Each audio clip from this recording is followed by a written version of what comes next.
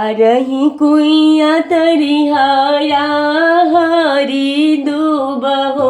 अरे तहवा कवन पापा कर सनान हो। अरे तहवा कवन पापा कर सनान हो। चारही कुइया तरी हरा हरी दूब हो। अरे तहवा कवन पापा कर सनान हो। अरे तहवा कवन बेटी सबुनिया ले खाड़ हो। अरे तहवा सुंदर बेटी सबुनिया ले ठाड़ हो। चार ही कुइया तरी हरा हरी दुबिया हो। अरे तहवा कवन चाचा कर सनान हो। अरे तहवा कवन चाचा कर सनान हो। अरे तहवा सुंदर बेटी तौलिया लिहले खाड़े हो। अरे तहवा सुंदर बेटी तौलिया लिहले खाड़ हो। केकराई सन सुंदर पापा केकराई सन गोर हो।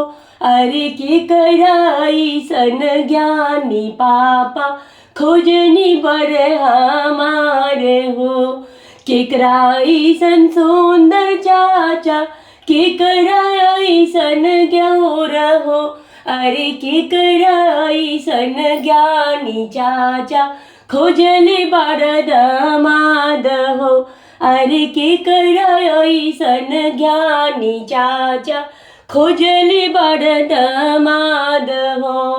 रामाई सन सुंदर बेटी लक्ष्मण सन गोरे हो। अरे ऋषि सन ज्ञानी बेटी खोजली बानी दामाद हो। ऋषि मुनि सन ज्ञानी बेटी खोजली बानी दामाद हो।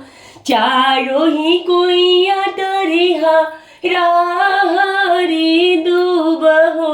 अरे तहवा आपन भैया कर सनान हो। अरे तहवा आपन भैया कर सनान हो। अरे तहवा सुंदर बहिनी सबुनिया लिहले खाड़ हो। केकराई सन सुंदर भैया केकराई सन गोर हो। अरे केकराई सन ज्ञानी भैया खोजले बार बहनोइया हो। अरे केकराई सन ज्ञानी भैया खोजले बार बहनोइया हो। राम सन सुंदर बहिनी लक्ष्मण सन गोरे हो। ऋषि मुनि जैसन ज्ञानी बहिनी खोजले बानी बहनोइया हो। ऋषि मुनि ऐसन ज्ञानी बहिनी खोजले बानी बरतहारे हो। ऋषि मुनि जैसन ज्ञानी बहिनी खोजले बानी बहनोइया हो।